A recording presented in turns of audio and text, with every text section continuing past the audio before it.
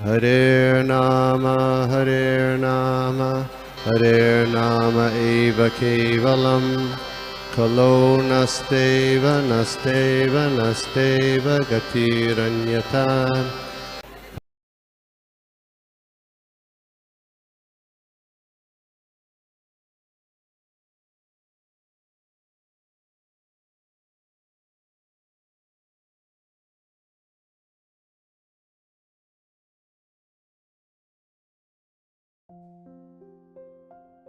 चित्र है, इतना जो अच्छी छवि है भगवान की, इसके अंदर बहुत सारे जो एक्सप्रेशंस है भगवान के, वो क्लियरली इसके अंदर स्पेसिफाइड है, इसमें दिखते हैं हमको। और वही भाव के साथ में हम जो ये आज की लीला सुनेंगे। तो शुरू करने से पहले हम गुरु का आश्रय लेते हैं। ओम अज्ञान तिमिरान्धस्य ज्ञानांजन शलाकया चक्षुरुन्मिलितं येन तस्मै श्री गुरुवे नमः। श्री चैतन्य मनोभीष्टं स्थापितं येन भूतले स्वयं रूप कदा मह्यं ददाति स्वपदं। नमो विष्णुपादाय कृष्णपृष्ठाय भूतले श्रीमते जयप्रकाश स्वामी महाचार्य पादाय निताय गौर। नमो विष्णुपादाय कृष्णपृष्ठाय भूतले श्रीमते भक्तिवेदांत स्वामिनिति नामिने। नमस्ते सरस्वती देवे गौरवाणी प्रचारिणे निर्विशेष शून्यवादी पाश्चात्य देशतारिणे। जय श्री कृष्ण चैतन्य प्रभु नित्यानंदा श्री अद्वैत गदाधर शिवासादि गौर भक्त वृंदा। हरे कृष्ण कृष्ण कृष्ण हरे हरे, हरे राम राम राम हरे हरे। तो कुछ लेक्चर सुन रहा था, कुछ पॉइंट्स पढ़ रहा था, तो उसके माध्यम से पिछले क्लास के अंदर हमने जो चर्चा की थी उसको एक छोटा सा रिकैप कर लेते हैं जो महत्वपूर्ण है, और फिर उसके बाद में जो आज की जो दूसरी पॉइंट्स है उसको देख लेंगे। तो यहाँ पर पिछले क्लास के अंदर हमने देखा था कि भगवान, मतलब शिला प्रभुपाद बताते हैं, जो हमारे प्रीवियस आचार्य हैं वो सब बताते हैं कि किस तरह भगवान जो है अपने देवी देवताओं को बताते हैं कि उन्होंने अपनी जो शक्तियां थी उसको उन्होंने त्याग दिया है। तो मतलब जो उनके अंदर क्वालिटीज थी उसको उन्होंने त्याग दिया है। तो हमने पिछले क्लास के अंदर देखा था कि कौन कौन सी क्वालिटीज उन्होंने जो त्याग दी थी। तो एक क्वालिटी जो थी वो थी आत्माराम। तो भगवान मतलब आत्माराम है। आत्माराम यानी वो उनको किसी भी चीज की आवश्यकता नहीं, वो संतुष्ट हैं, मतलब वो टोटली सेटिस्फाइड है। उनको बाहर से किसी चीज की आवश्यकता नहीं है उनको तृप्ति या उनको आनंद देने के लिए, वो सेल्फ सेटिस्फाइड है। तो मगर इस लीला के अंदर उन्होंने उस क्वालिटी को भी त्याग दिया। और इस लीला के अंदर कैसे दर्शाया है, तो वो जो है जो आत्माराम होगा उसको किसी चीज की आवश्यकता नहीं है, मगर यहाँ पर भगवान जो है माँ को बता रहे हैं कि मुझे तुम्हारे दूध की आवश्यकता है, यानी मुझे दूध चाहिए तुम्हारा। तो ये एक क्वालिटी है आत्माराम की, जो क्वालिटी है भगवान के अंदर, वो उन्होंने उसको खंडन किया है और उन्होंने उसको त्याग दिया है। फिर दूसरी जो क्वालिटी होती है वो अब तक काम होती है। अब तक काम यानी किसी भी छोटी सी चीज से सेटिस्फाइड हो जाना। तो भगवान को दूध तो मिला था, माँ ने दूध उनको पिलाया था, मगर इनको और चाहिए था। मगर दूध जो छोटी सी मात्रा में जो सेटिस्फाइड हो जाता है उसको कहते हैं अब तक काम। मगर भगवान कहते हैं मुझे और चाहिए, मुझे और दूध चाहिए। इसकी वजह से जो फिर नेक्स्ट जो क्वालिटी है उसको भी वो खंडन करते हैं। तो अब तक काम की क्वालिटी उन्होंने खंडन कर दी कि जो छोटे थोड़े से ही पत्रम पुष्पम फलम तोयम, इसमें वो सेटिस्फाइड हो जाती हैं, इसके लिए उनको कहते हैं अब तक काम। मगर यहाँ तो भगवान जो कहते हैं उनको दूध मिला, उसके बाद में और चाहिए, इसकी वजह से जो है उन अपनी उस क्वालिटी को, अब तक काम की क्वालिटी को उन्होंने खंडन किया है, उन्होंने उसको नकार दिया है। फिर तीसरी क्वालिटी हमने देखी थी त्रिगुणातीत। त्रिगुणातीत का मतलब होता है जो तीनों गुणों से परे है, उससे ऊपर है। तो यहाँ पर भगवान ने उस क्वालिटी को भी जो उसका खंडन किया, अपनी खुद की क्वालिटी को उन्होंने खंडन किया है। और वो खंडन कैसे किया है या उसको त्याग कैसे दिया है, तो वो जब उनको माँ का दूध नहीं मिलता तो वो क्या करते हैं, गुस्से में आते हैं। तो गुस्सा किसका मतलब जो कौन से गुणों में आता है, ये तीन गुणों सत्व रजो और तमो गुण के हिसाब से उन गुणों की श्रेणी में आता है। तो भगवान ने अपनी जो त्रिगुणातीत की जो क्वालिटी है उससे नीचे आ गए और तीनों गुणों से के अंदर से जो गुण है उसके अंदर से प्रभावित हो गए। तो कहने का मतलब भगवान ने त्रिगुणातीत की क्वालिटी को भी जो उन्होंने खंडन किया। उसके बाद में हमने और क्या देखा था कि भाई जो लक्ष्मीपति हैं, भगवान को लक्ष्मीपति कहा गया है। तो भगवान जो लक्ष्मीपति है वो क्या कर रहे हैं, इस लीला के माध्यम से बताया गया कि इस लीला के माध्यम से कहते हैं कि भगवान जो है माखन चोर है। अरे जो लक्ष्मीपति हैं, इतनी सारी लक्ष्मियां उनके पैरों को जो है उनका आश्रय लेते हुए उनकी पैरों की जो है सेवा करती हैं, तो उन ऐसे लक्ष्मीपति जो क्या कर रहे हैं, वो चोरी कर रहे हैं। चोरी भी कैसे कर रहे हैं? वे माखन की चोरी कर रहे हैं। तो कहने का मतलब है भगवान ने अपनी उस क्वालिटी यानी लक्ष्मीपति की क्वालिटी को भी उन्होंने खंडन करके वो उस स्तर से नीचे आए हैं। और उसके बाद में आगे जो भयाप अतीत यानी जिनसे भय डरता है, यानी जो कोई भी जीवात्मा किससे डरता है? तो मृत्यु से डरता है। और मृत्यु का पूरा लेखा जोखा किसके हाथ में है? तो हम जानते हैं कि वो यमराज के हाथ में है। यमराज जो है भगवान का सेवक है। तो कहने का मतलब है कि जो मृत्यु है वो भगवान से डरती है। तो यहाँ पर दिखा रहे हैं कि भगवान स्वयं डर रहे हैं। किससे? माँ की छड़ी से। तो उन्होंने वहां पर भी जिससे भय डरता हो, भगवान यहाँ पर डर रहे हैं। तो कहने का मतलब है कि भगवान ने इस क्वालिटी को भी उन्होंने मतलब इस क्वालिटी का भी खंडन किया है। तो ये सब जो है आचार्य बताते हैं कि ये डेमीगॉड्स को बताने के लिए कि भाई इस लीला के माध्यम से उन्होंने कम किया, इन्होंने अपने आप को मतलब उस स्तर से नीचे उतारा है।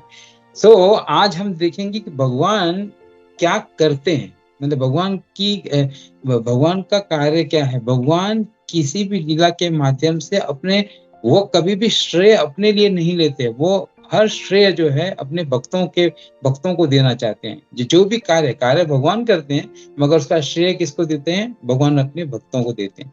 तो इसके अंदर से पहला जो एक हम बात देखेंगे कि भगवत गीता के अंदर कहा गया है कि भगवान क्या कहते हैं कि भाई सबसे महत्वपूर्ण और प्रिय जो महीना है वो उनको कौन सा अच्छा लगता है? तो भगवत गीता के अंदर बताया है मार्गशीर्ष महीना उनको बहुत अति प्रिय है। तो मार्गशीर्ष वहां पर प्रिय बता रहे हैं। फिर स्कंद पुराण में और पद्म पुराण में बता रहे हैं कि मुझे कार्तिक का महीना प्रिय है। तो ये तो मतलब दोगलापन हो गया ना, ये तो मतलब ड्युअलिटी हो गई। तो ऐसा नहीं है। तो भगवान हर स्थिति के अंदर टाइम प्लेस एंड सर्कमस्टेंसेस के हिसाब से अपने भक्तों का श्रेय बढ़ाने के लिए ऐसा कहते हैं। तो भगवत गीता के अंदर कहा है कि मार्गशीर्ष महीना उनको अति प्रिय है, मगर यहाँ पर इस जो स्कंद पुराण और पद्म पुराण में बताया गया है कि उनको अति प्रिय कौन सा है? तो कार्तिक महीना। तो कार्तिक महीना क्यों प्रिय है? तो इसके ऊपर एक लेक्चर सुन रहा था, बहुत सुंदर तरीके से उन्होंने समझाया कि कार्तिक जो है कोई बता सकता है कि राधा रानी की माँ का नाम क्या था? कोई बता सकता है?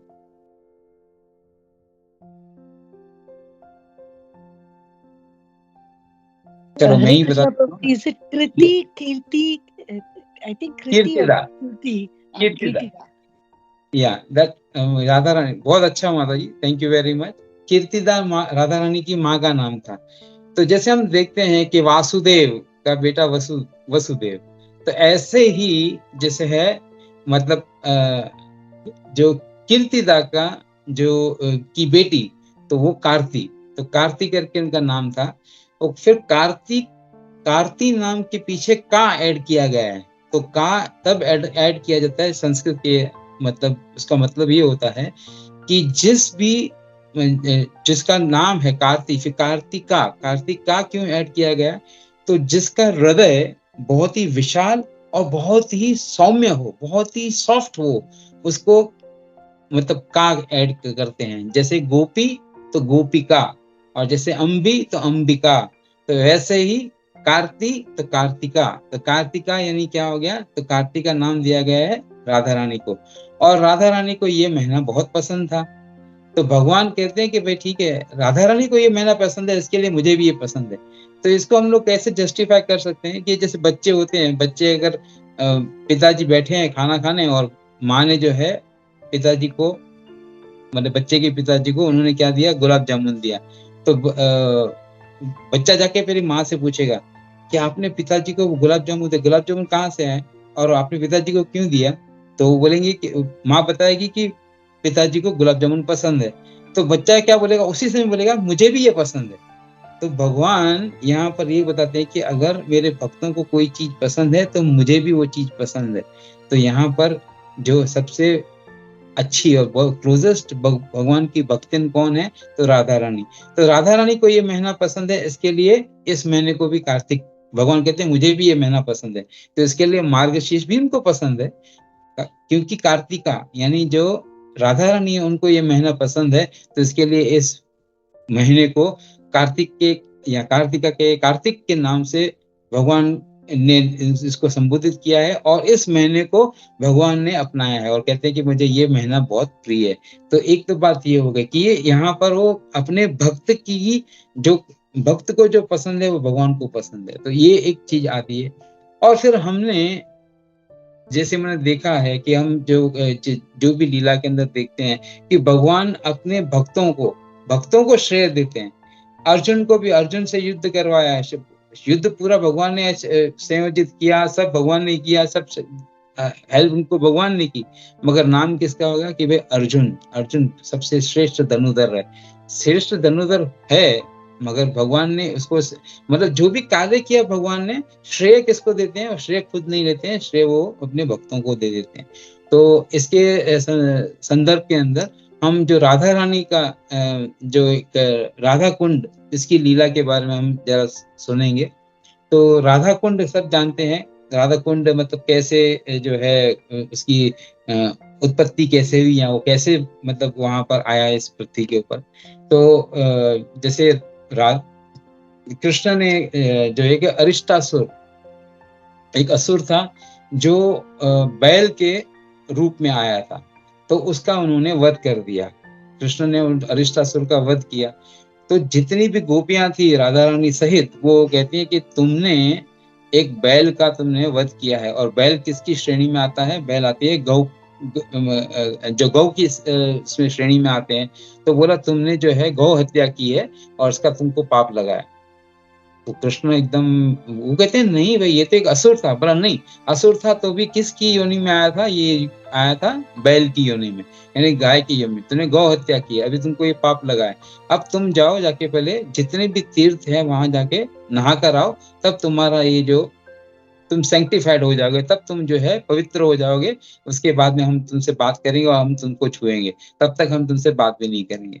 तो कृष्ण कहते हैं ठीक है। तो उन्होंने क्या किया, वहां पर एक कुंड बनाया और कुंड बना के जितने भी तीर्थ हैं उनका आह्वान किया, और आह्वान करके वहां पर जो कुंड के अंदर पूरा जल भर दिया। और जल भरने के बाद में कृष्ण वहां पर उन्होंने जो है स्नान कर लिया और बताया उन गोपियों को, देखो ये सब कुंड के अंदर सब नदियां आ गई हैं, सब तीर्थ आ गए, मैंने यहाँ पर स्नान कर लिया, अब मैं पवित्र हो गया, अब बोलो। फिर कृष्ण ने एक जो है एक दूसरी लीला रची। कृष्ण ने उनको कहा कि जो भी किसी का दोष का दर्शन करता है वो भी दोषी हो जाता है। यानी इसके लिए हमारे जो आचार्य कहते हैं किसी के अंदर भी दोष नहीं देखना चाहिए, क्योंकि अगर दोष देखेंगे तो हम वो दोष को बार बार कॉन्टेम्पलेट करेंगे, उसके बारे में हम विचार करेंगे, उसके बारे में चिंतन करेंगे, तो वह दोष हमारे अंदर आ जाता है। तो यहाँ पर कृष्ण कहते हैं कि क्योंकि तुमने मुझ में मेरे अंदर ये दोष देखा, अब ये दोष तुमको भी लग गया, तुमने मुझे बताया, अभी तुमको ये दोष लग गया, अभी तुम भी जो सब अपवित्र हो गई हो, अभी तुम भी जाके सब तीर्थों में जाके नहाओ। तो वो लोग, जितनी भी गोपियां थी, गोपियां कह रही कि हम तभी इतने सारे तीर्थ में कैसे जाएंगे और कैसा करेंगी। तो राधा रानी ने कहा कि भाई ठीक है, मैं यहाँ पर जो है एक कुंड बनाती हूँ। तो राधा रानी ने क्या किया, अपना कंगन निकाला, और कंगन निकालने के बाद में वहां पर जो अरिष्टासुर जब वध हुआ था, तो अरिष्टासुर जो एक बैल के इसमें था, रूप में था, तो उसके पैर से उसने जमीन को जो मारा था, तो वहां पर छोटा सा गड्ढा हो गया था। तो फिर जो राधा रानी क्या करती है, राधा रानी अपने कंगन से उस गड्ढे को और बड़ा करती है और एक विशाल जो कुंड बनाती है। तो उस कुंड के अंदर अभी बोलते कुंड तो बन गया, अब इसमें जल कहाँ से आएगा, सब तीर्थ का जल कहाँ से आएगा। तो राधा रानी कहती है कि मानसी गंगा है पास में, वहां से हम लोग जो, अगर हम अभी भी देखेंगे तो जब हम वृंदावन परिक्रमा के लिए जाते हैं तो हमको पता चलता है कि वहां पर ये मानसी गंगा है। तो कहती है कि हम मानसी गंगा से जाके जल लेकर आएंगे और उस कुंड को भरेंगे। तो जितनी भी गोपियां हैं, गोपियां कहती है कि भाई तू चार, मतलब उस समय का तो उन्होंने नहीं बताया, मतलब कहते कि इतना दूर से तुम पानी लेकर आओगे घड़ों के अंदर, तो आधा तो घड़े में से पानी ऐसे छलक के गिर जाएगा, बाकी तुम आके इस कुंड को भरोगे तो कितना समय लगेगा। तो ये तो मतलब बहुत मुश्किल काम है।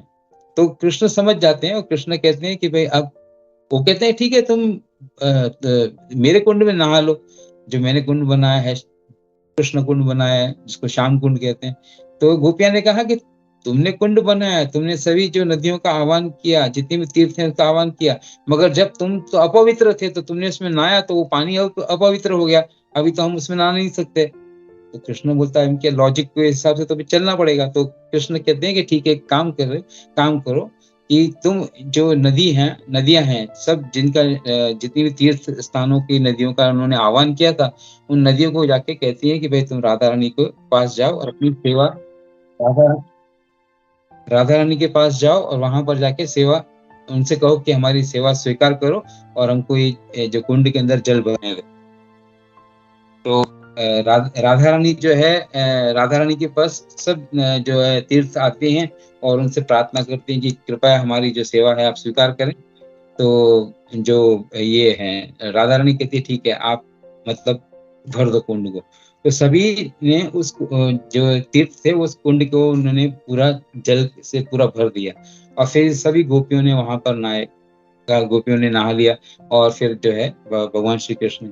तो अभी हम देखेंगे तो उस समय पर भी कृष्ण क्या कहते हैं, आचार्य बताते हैं कि कृष्ण क्या कहते हैं कि मैंने जो कुंड बनाया है वो मुझे पसंद नहीं है, मगर जो तुमने कुंड बनाया है वो कुंड बहुत अच्छा है, मुझे ये कुंड बहुत पसंद है। तो कहने का मतलब है, और आज की तारीख के अंदर भी अगर हम देखेंगे तो कोई भी ऐसा नहीं कहेगा कि भाई बोले राधा कुंड होकर आए हैं, बाद में पूछेंगे श्याम कुंड होकर आए कि क्या। तो कहने का मतलब राधा कुंड को महत्व ज्यादा दिया गया है। तो मतलब आचार्य इस तरह से बताते हैं कि भगवान हमेशा जो उनसे प्रेम करते हैं तो भगवान उनका गुणगान करते हैं, और ऐसी इन लीलाओं से हमको ज्ञात होता है कि भगवान किस तरह से अपने भक्तों का गुणगान करते हैं। हरे कृष्णा। ये छोटा सा सिनॉप्सिस था जो मैंने सुना था लेक्चर्स के बारे में। किसी को कोई प्रश्न हो, किसी को कोई पॉइंट्स ऐड करनी है तो कर सकते हैं। हरे कृष्णा। सभी के चरणों में दंडवत प्रणाम। हरे कृष्ण।